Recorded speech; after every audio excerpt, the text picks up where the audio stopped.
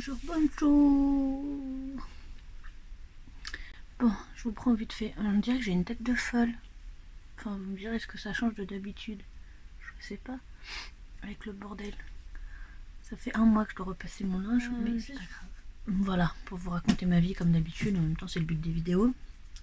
J'ai décidé de faire un peu de tri dans tous mes livres. Pour éviter d'avoir à déménager tous les livres que j'ai pas forcément envie de garder. Il y a celui-là aussi. Hein, on est d'accord, hein, je pense que vous avez tous compris, vous allez le revendre. Et peut-être que ça va me permettre de remettre le nez aussi dans mes bouquins là, parce que ça fait presque 2 semaines que j'ai pas lu, parce que j'étais en train de lire ce livre-là dernièrement.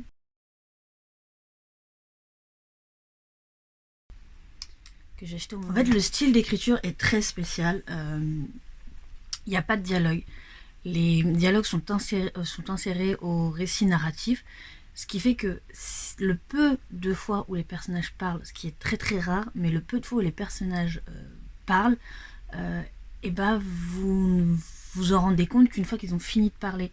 Ce qui fait que dans votre tête, c'est tellement bizarre que vous êtes obligé de relire ce passage-là pour vous dire ah ok, c'était un dialogue, c'était pas le récit narratif. Enfin, je trouve ça vachement perturbant, et quand c'est deux personnes qui parlent ensemble, d'où le dialogue, et ben vous avez du mal à comprendre qui dit quoi. Alors, comme je vous dis, le dialogue est très très rare. C'est sur la quantité, doit faire l'équivalent d'une page en tout.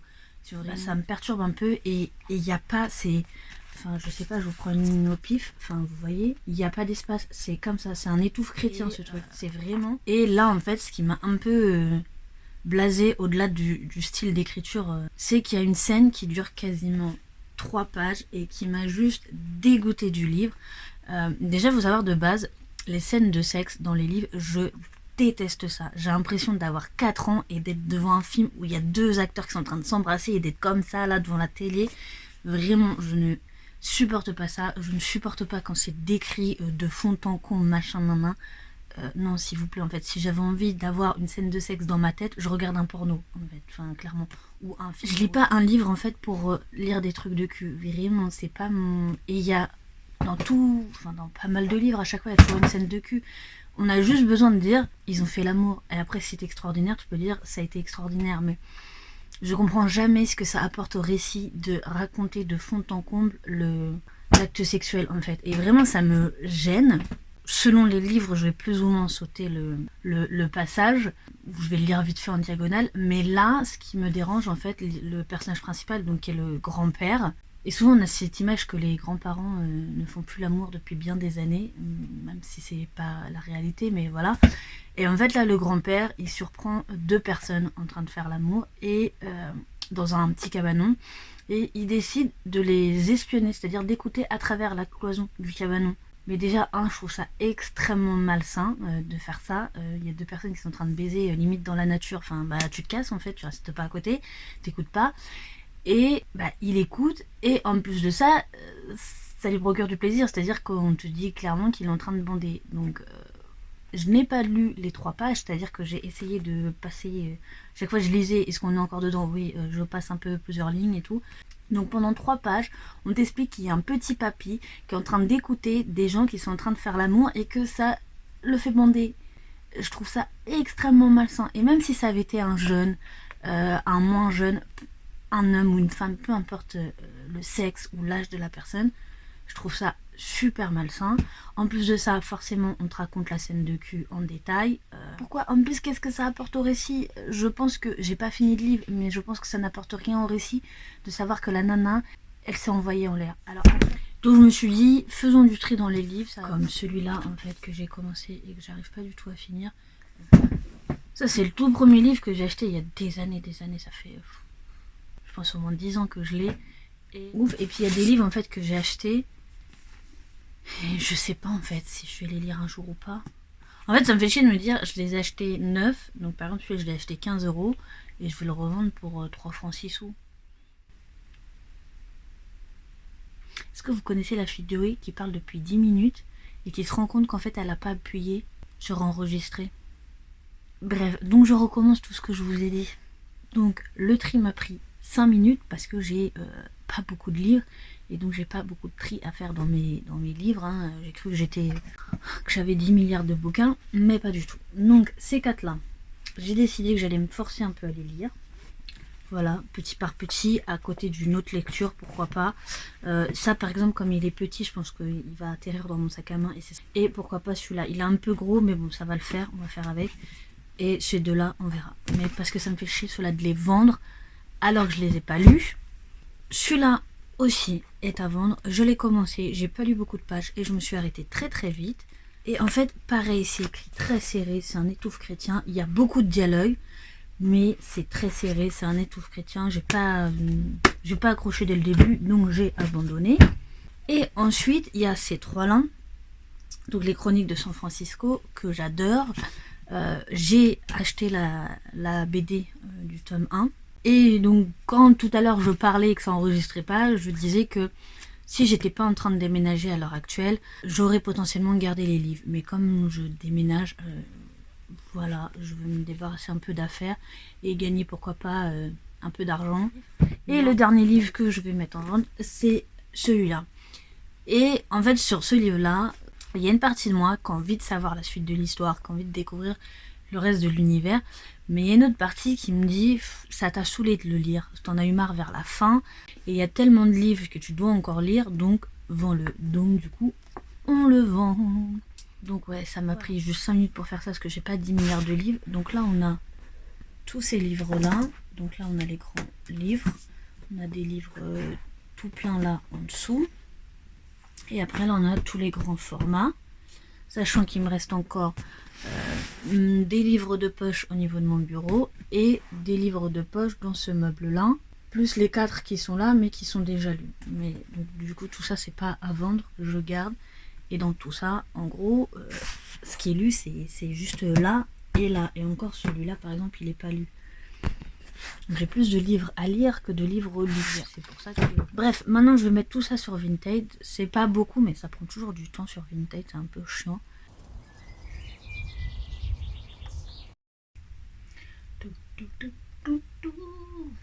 Alors aujourd'hui, on ne va pas râler.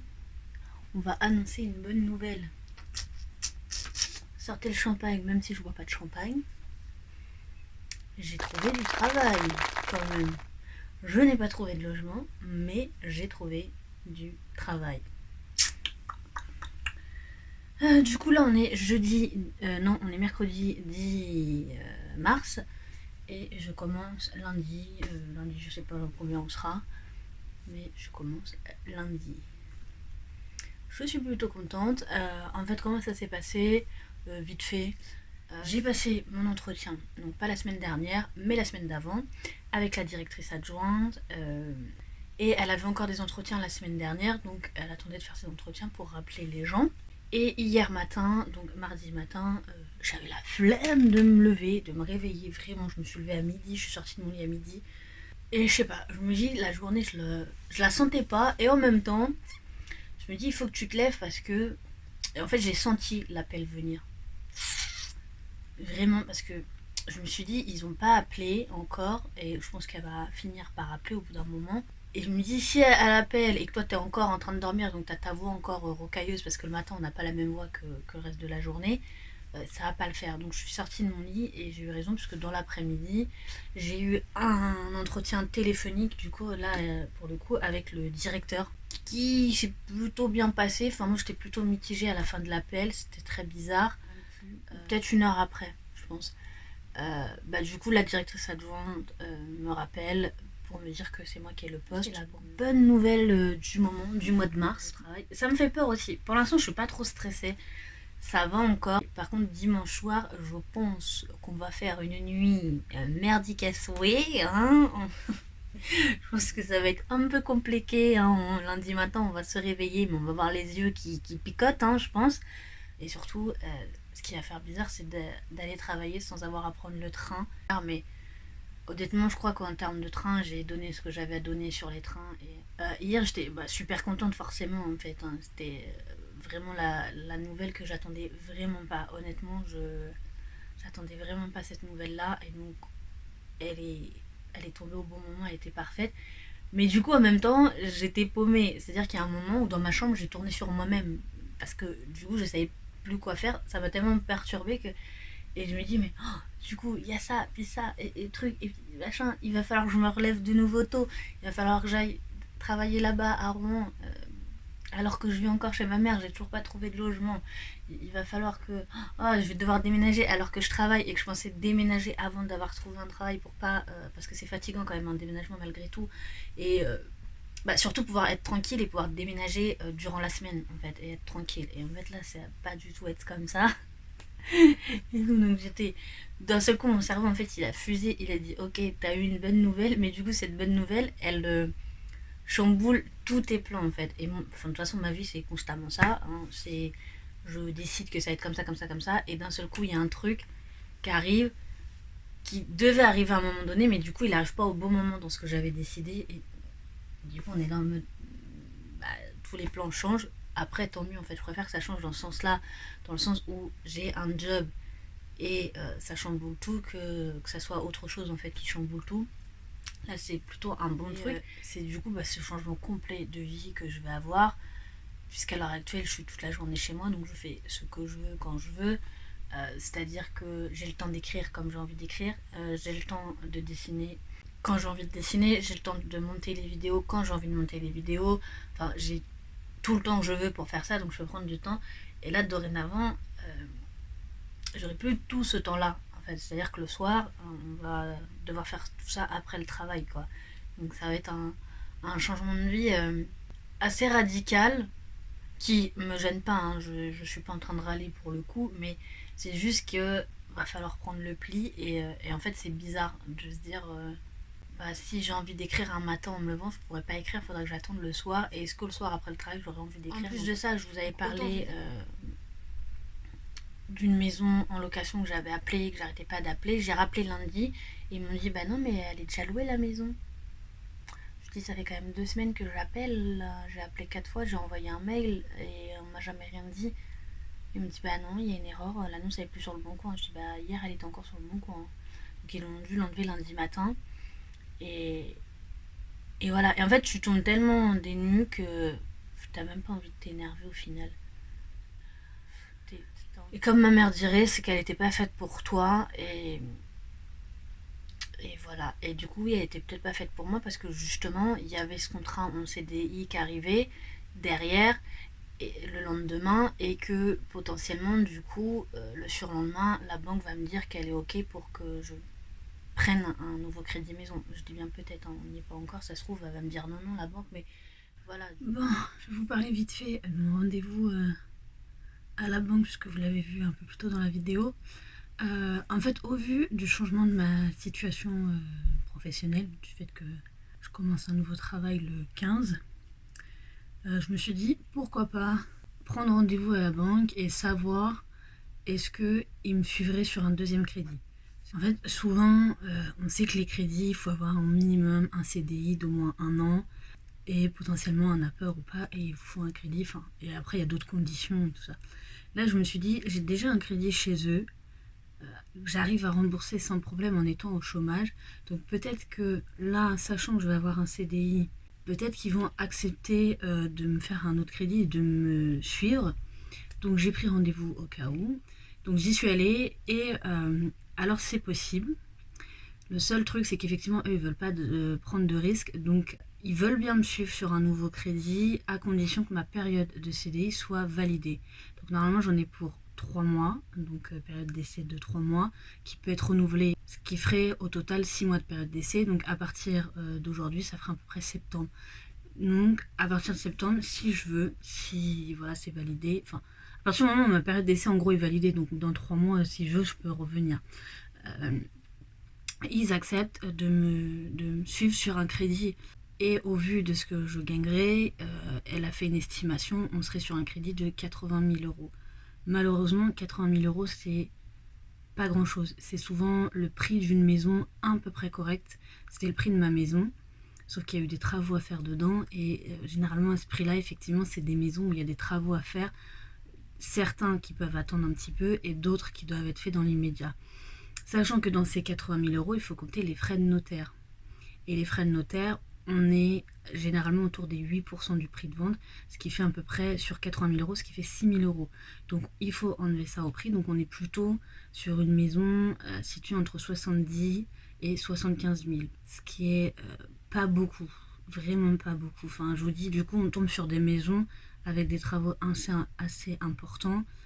Et autant les travaux, ça me gêne pas, mais il faut que la maison de base me plaise. Et là, dans les 70 à 75 000, il n'y a pas le genre de maison dans lequel je voudrais m'investir à 100% et faire vraiment des gros travaux, en fait. Donc du coup, c'est un peu compliqué. Mais ce qui est quand même positif, c'est le fait de se dire que la banque me suit, en fait. Pourrait me suivre si vraiment, demain, j'ai un coup de cœur sur une maison et qu'elle est à 70-75 000, la banque me suit carrément, en fait. Donc ça, c'est plutôt positif. Après, ils ne me suivent pas aujourd'hui dans les médias, mais voilà. Du coup, ce que j'ai décidé, c'est d'aller en location, ce qui était prévu à la base. On va pas se torturer le cerveau. Elle m'a dit, vous pouvez pas attendre, par exemple, 3 mois, le temps que la période d'essai soit validée et tout. Comme vous savez, j'ai hâte de retrouver un chez moi et d'être chez moi tranquille. Donc non, j'ai pas envie d'attendre 3 mois. Surtout que je vais travailler du côté de Rouen et faire les allers-retours tous les jours. Je pense que ça va me saouler en fait, sachant que en fait, si c'était mon chez moi, si j'avais mon appartement et que je faisais les allers-retours tous les jours, ça me gênerait pas en fait, parce que j'arriverais chez moi et voilà. Sauf que là, c'est pas chez moi, donc en fait, ça me gêne un peu. Et surtout, le montant du crédit auquel il veut bien me prêter l'argent est tellement bas que je me dis, il faut que je me crée un apport assez important. Donc déjà au minimum 2000 euros, parce qu'un apport c'est au minimum 2000 euros. En dessous, c'est pas un apport, puisque 2000 euros c'est le montant des frais de dossier que vous avez, que la banque a à faire et tout ça. Donc c'est 2000 euros, donc ils vous demandent au minimum ça dans un apport. Si vous n'avez pas d'apport, il y a des banques qui acceptent sans apport, mais la plupart veulent un apport. Donc au minimum 2000 euros, donc il me faut au moins ces 2000 euros là, voire plus. Donc en fait pendant un an je vais essayer de mettre le plus possible de côté. Voilà. C'est-à-dire que plus l'apport sera élevé, plus grande sera la somme. C'est-à-dire qu'ils acceptent de me prêter 80 000, mais moi si j'ai un apport de 5 000, ce qui fait qu'au total j'ai une enveloppe de 85 000.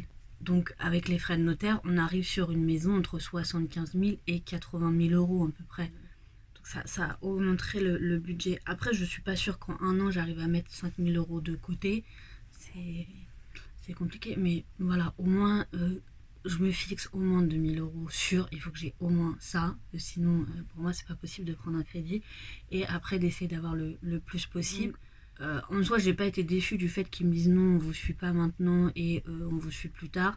Parce que je me dis, au moins là, avec la maison, je rembourse tous mes crédits. Au moins, j'ai zéro crédit. Bon, même s'ils me suivaient dans un nouveau crédit, avec la somme, j'aurais remboursé tous mes crédits, mais voilà, pendant un an, j'ai pas d'autres crédits. Je suis plutôt tranquille là-dessus. Donc là, je vais rembourser tous mes crédits. Je repars en location. Je mets de côté le plus possible. Et on voit d'ici un an et demi où on en est. De toute façon, comme je vous l'ai dit, maximum 2 ans dans la location.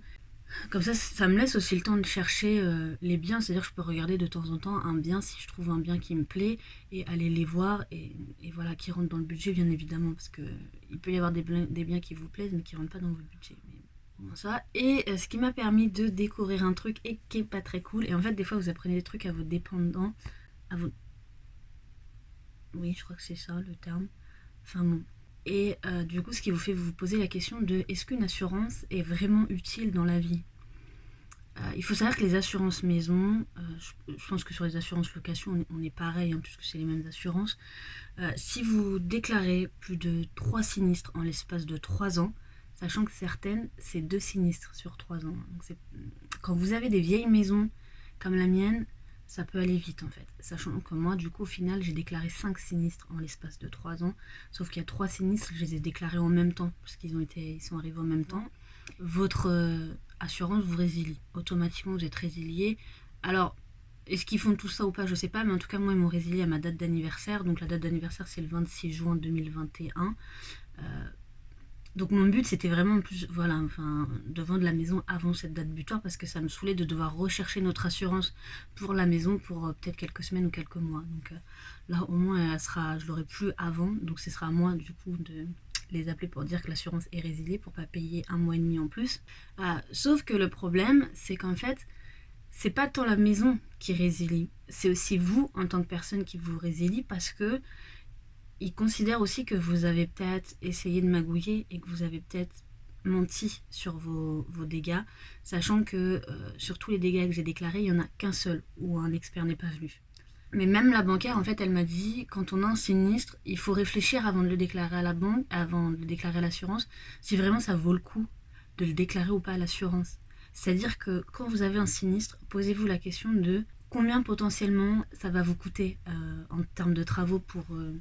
voilà, si vous avez eu un dégât des eaux, vous avez un mur qui est abîmé à cause d'un dégât des eaux, est-ce que ça vaut pas le coup que vous payez vous-même de vous-même et que vous le déclarez pas à l'assurance, que le déclarer à l'assurance et qu'elle vous rembourse des clopinettes puisque elle vous prend toujours une franchise sur ce montant-là. Donc moi, quand j'ai déclaré mes 3 sinistres, il faut savoir que du coup, je me suis pris 3 franchises, donc 3 fois 150 euros. Donc on est à 450 euros. Au final, ils m'ont versé que 800 euros. Bon, c'est toujours ça de prix. Franchement, j'ai pas craché sur les 800 euros, mais ils sont vraiment là que pour se faire du pognon. Franchement, j'ai travaillé dans une assurance et c'était une assurance de vie, pas une assurance pour bien immobilier, mais ils sont que là pour se faire du pognon. Je peux vous assurer, je fais une petite aparté, mais par exemple, vous avez des assurances obsèques qui sont là pour vous mettiez de l'argent de côté pour le jour où vous décédez, que les membres de votre famille n'aient rien à débourser. Comme ça, ils auront cette enveloppe-là pour payer tout ce qui concerne vos obsèques. Il faut savoir que ça, en fait, c'est un pari sur la date de votre mort. Parce que parfois, il arrive que vous souscrivez à ce contrat-là, sauf que si vous n'êtes pas mort à la fin de ce contrat-là, votre argent, vous le perdez, en fait. C'est vraiment, moi je trouve ça horrible ces contrats-là parce qu'en fait vous faites un pari sur à peu près quand vous allez mourir. Donc généralement ça c'est des contrats que vous souscrivez quand vous êtes plutôt vers la fin. Genre moi à 30 ans je ne souscris pas ce genre de contrat. Ouais. Je pense que dans la majorité des cas les gens sont morts avant la fin de leur contrat. Mais donc autant qu'en fait vous mettez vous-même cet argent sur un compte bloqué à votre banque ou je sais pas quoi et que voilà les gens, votre famille récupère cet argent et paye les obsèques avec ça quoi. C'est vraiment des contrats un peu, ils sont juste là pour se faire du pognon et donc bah, on voit bien avec les assurances maison que c'est le cas en fait. Donc tout ça pour vous dire que en fait comme c'est pas que le bien immobilier qui résilie, c'est vous en tant que personne. Ce qui fait qu'aujourd'hui, je suis un peu bloquée. C'est-à-dire que la banquière m'a expliqué que si je voulais reprendre un crédit maison chez eux, ce n'est pas sûr que l'assurance, je suis au Crédit Agricole et du coup leur assurance c'est Pacifica, donc c'est pas sûr que Pacifica m'assure pour un nouveau bien immobilier. Sauf que le problème, c'est que du coup j'ai été résiliée par mon assurance et quand vous prenez une autre assurance, il est possible qu'elle vous demande est-ce que vous avez des antécédents dans une autre assurance ou pas. Donc ils peuvent vous demander est-ce que vous avez été résilié ou pas auparavant. Et donc dans mon cas c'est oui et ils peuvent refuser du coup de m'assurer parce que j'ai été résiliée une fois dans une assurance. Ce qui fait qu'on potentiellement les assurances dites classiques, elles vont me refuser et je vais devoir aller dans des assurances comme vous savez pour les voitures, il y a les assurances spécialisées pour les gens qui ont beaucoup de malus. Sauf que ça, c'est des assurances que vous payez une blinde, vous payez limite le double de ce que vous aurez dû payer dans une assurance classique. Donc là, pour une maison, je vais peut-être me retrouver à aller dans une assurance spéciale malucée qui coûte une blinde. Donc je vais peut-être payer le double de tarif que ce qu'il faudrait juste parce qu'en fait, j'ai vécu dans une maison qui était vieille et qui a malheureusement eu plusieurs infiltrations d'eau, dont une qui était due à un vice caché. Et le deuxième truc que j'avais pas pensé sur le moment, et c'est après en me parlant, et je lui dis, mais du coup, si je prends une location, il me faut aussi une assurance. Du coup, Pacifica ne voudra pas m'assurer. Elle m'a dit, bah non, du coup, il est fort possible que Pacifica vous assure pas. Donc pareil, pour ma location, en fait, je vais être en galère pour trouver une assurance. Et moi, j'avais tablé, je m'étais basée sur l'assurance, le prix que je payais pour la maison, donc une trentaine d'euros. En location, vous êtes un peu moins cher généralement parce que comme vous êtes juste locataire, vous n'avez pas besoin d'assurer le bien de la même manière, puisque le propriétaire a aussi une assurance pour le bien, donc le bien est doublement assuré. Donc c'est généralement un peu moins cher, mais en faisant mes comptes, je m'étais tablé sur 30 euros, comme ça il n'y avait pas de surprise. Sauf que ça se trouve, je vais peut-être devoir aller dans une assurance qui coûte beaucoup plus cher. Donc c'est un peu galère. En fait, c'est des trucs auxquels on ne sait pas et on les apprend sur le tas en fait. On les apprend quand on est face à la problématique. Le retour du déjeuner, enfin du quick dans la voiture. Vous voulez la good news, enfin je sais pas. Enfin, du coup, ça me fait très rire. Donc, la news du jour. Aujourd'hui, j'avais rendez-vous avec le chauffagiste pour le tuyau. Qui m'avait dit en milieu d'après-midi. Là, je vous mets les messages, comme ça, au lieu de voir mon burger, vous voyez les messages. Foutage de gueule. Le gars, il m'a oublié. Mais vraiment, j'ai vraiment hâte que cette histoire elle soit finie, là, que ce tuyau il soit changé et que je revoie plus cette personne et que j'ai plus besoin d'appeler cette personne. Parce que vraiment, c'est pas du tout professionnel. Vraiment pas. Enfin voilà, c'était la news du jour qui m'énerve, mais en même temps, mon pif l'a vu venir, l'a senti venir, je m'en doutais, je savais que ça allait. Donc voilà, donc demain faut que j'y retourne. C'est pas comme si l'essence était gratuit quoi.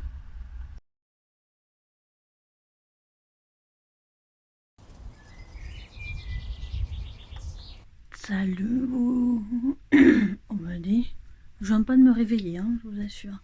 Je vous prends juste pour vous dire, à chaque fois que je mets ce pull là, donc c'est mon pull pour traîner, à chaque fois que je mets ce pull là, je le tâche. Genre 1 ou 2 jours après de l'avoir mis. Et en plus à chaque fois c'est des taches orange. La dernière fois c'était, je mangeais une merguez. Le jus va gicler sur moi, donc ça lit. La fois d'après, de nouveau comme par hasard, je remange des merguez, la même. Et là c'est le... Je vais vous montrer. Vous voyez, c'est orange. Et en fait, ça, tout là, c'est galère parce qu'en fait, c'est ça. C'est le pistil des lys. Et en fait, c'est ultra tâchant. Vous voyez? Et en fait, c'est avec ça qu'ils se reproduisent. Hein. C'est galère. Oh, je vous montre mon beau bouquet en même temps que je me suis auto-fait. Mais du coup, je crois que la mélisse, ils ont un peu du mal, ceux-là, à s'ouvrir.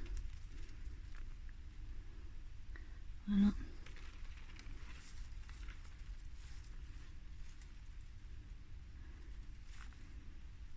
Trop beau. Bon, du coup, je reprends mon explication et je disais, à chaque fois, je le tâche. Sauf que ça, le pistil des fleurs, c'est ultra tâchant. De fou. Et à chaque fois, je suis obligée de le laver avec du savon de Marseille avant de le mettre à la machine, quoi. Donc, c'est galère. Donc, je le mets 3 jours et après, il est de nouveau dégueulasse. Et donc, il faut que je le lave. Et... ça me saoule parce qu'il est trop bien. Genre, je suis trop à l'aise dedans. C'est du S. Je l'ai acheté à Primark. C'est du S et normalement, c'est un sweat oversize. Et tellement large que j'ai pris du S, je me dis c'est bien. Et même en S, vous voyez, il est large. Alors techniquement, je mets du M en haut, donc vous imaginez. Là, pour moi, j'ai l'impression d'avoir acheté un L, alors que c'est un S. Je suis trop fan de... Je passerai ma vie dans ce sweat, tellement que je l'adore, je l'aime. Enfin voilà, c'était juste pour vous dire ça. Donc je vous dis à la semaine prochaine, dans la prochaine la vidéo de la semaine prochaine. Je vous jure que je vais jamais m'en sortir à chaque fois. Ça me perturbe. Je vous dis bonne journée, bonne nuit, portez-vous bien. C'est le principal. Et à la prochaine. Ciao!